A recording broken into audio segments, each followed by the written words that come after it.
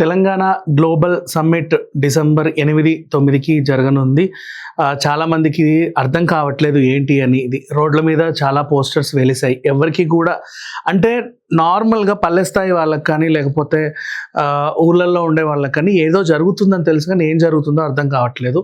అందరికీ ఈజీగా అర్థమయ్యేలా చెప్పాలి అంటే మనము ఒక నగరాన్ని నిర్మించుకుంటున్నాం కొత్తగా. ఇప్పుడు ఆంధ్రప్రదేశ్లో అమరావతిని ఎలా కన్స్ట్రక్ట్ చేస్తున్నారో అలాగే మన హైదరాబాద్కి కొంచెం కూతవేటు దూరంలో ఒక మహానగరాన్ని నిర్మించుకుంటున్నాం. ఢిల్లీకి దగ్గర నోయిడా, గుర్గావన్ ఇట్లా కొన్ని సిటీస్ ఉన్నాయి.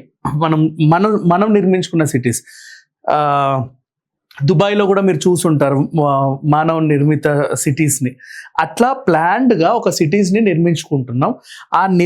మరి ఆ సిటీలు ఎందుకు నిర్మిస్తున్నారు, అందులో ఏం వస్తాయి అంటే అన్నీ ఉంటాయి, A to Z అన్నీ ఉంటాయి. అండ్ అది దేశానికి రాజధాని అయినా నువ్వు అతిశయోక్తి లేదు, ఆ రేంజ్లో డెవలప్ చేయడానికి ట్రై చేస్తున్నారు.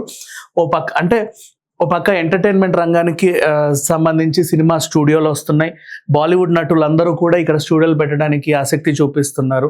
అండ్ ఇంకోవైపు ఇంకొన్ని పరిశ్రమలు, భారీ పరిశ్రమలు, IT రంగం లేకపోతే ఈ టెక్స్టైల్ రంగం, ఇట్లా చాలా రకాల ఇండస్ట్రీస్ అన్నీ అక్కడ ఉండడం.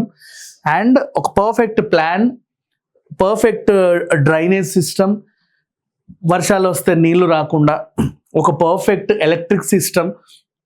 అండ్ అన్నీ కూడా ఒక సిటీ మనం నిర్మించుకుంటున్నామంటే ఓ స్మార్ట్ సిటీ అని చెప్పుకోవచ్చు. అక్కడ వైఫై సేవలు కూడా మెరుగ్గా ఉండడం, రవాణా సౌకర్యం కూడా చక్కగా ఉండడం, మిగతా సిటీస్కి కనెక్టివిటీ చాలా ఈజీగా ఉండడం ట్రాన్స్పోర్ట్కి. అండ్ కోస్టల్ ఏరియా నుంచి ఇక్కడికి రవాణా సౌకర్యం కూడా చాలా సింపుల్గా ఉండడం, అంతర్జాతీయ సేవలు విత్ అంతర్జాతీయ విమానాశ్రయంతో పాటు అంతర్జాతీయ సేవలు కూడా అనుకూలంగా ఉండేలాగా నిర్మించుకుంటున్నటువంటి ఒక అందమైన నగరం, సింపుల్గా చెప్పాలి అంటే. సో ఇప్పుడు ఆ నగరాన్ని ఆల్రెడీ రేవంత్ రెడ్డి గారు ప్లాన్ వేసి నిర్మిస్తున్నారు. ఇకపోతే దాంట్లో మరి పరిశ్రమలు పెట్టడానికి ఎవరు రావాలి, అందుకని చెప్పేసి ఒక మంచి గ్లోబల్ సమ్మిట్ పెట్టి ఎక్కడెక్కడెక్కడి నుంచో ఆల్రెడీ లాస్ట్ టైం ఇతను విదేశీ పర్యటన చేసినప్పుడు 1,47,000 కోట్ల నిధులను సమీకరించుకున్నారు. ఇప్పుడు వాళ్ళందరినీ పిలిచి ఆ ప్లేస్ చూపించి ఇక్కడ ఏమేమి జరగబోతుంది అనేది ఒక AI ప్రజెంటేషన్ ఆర్ ఎనీథింగ్, ఒక మంచి ప్రజెంటేషన్ ఇచ్చేసి వాళ్ళకి కళ్ళ కట్టినట్టుగా చూపించి డెలివరబుల్స్ ఏమి ఇస్తామనేది చెప్పి. ఎందుకంటే సెజ్ స్పెషల్ ఎకనామిక్ జోన్ మనకు తెలుసు, IT సెజ్ ఇంత డెవలప్ అవడానికి కారణం పెద్ద పెద్ద కంపెనీస్కి మనం ఇచ్చిన మౌలిక సదుపాయాలే. అలా ఇప్పుడు ఇక్కడ కూడా బోల్డ్ అని పరిశ్రమలు వస్తాయి.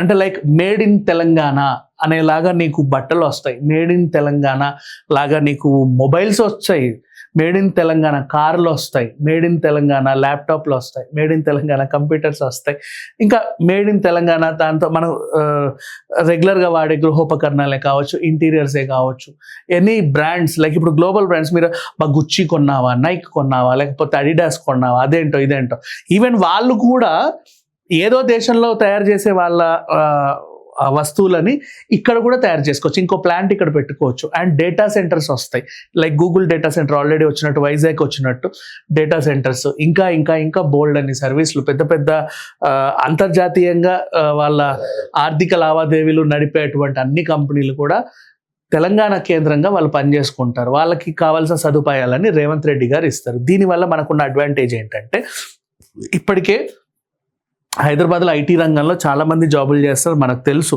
వేరే రాష్ట్రాల నుంచి వచ్చి కూడా పాపం ఇక్కడ పని చేసుకొని వెళ్తున్నారు.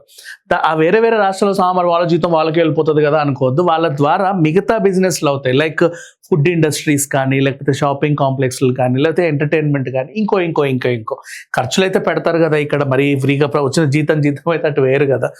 అలా రెంట్స్ అండ్ ఎక్కువ గేటెడ్ కమ్యూనిటీస్ వస్తాయి, బోల్డ్ అన్ని హాస్టల్స్ వస్తాయి, ఇంకా రెస్టారెంట్స్ వస్తాయి, అన్ని చైన్స్ డెవలప్ అవుతాయి.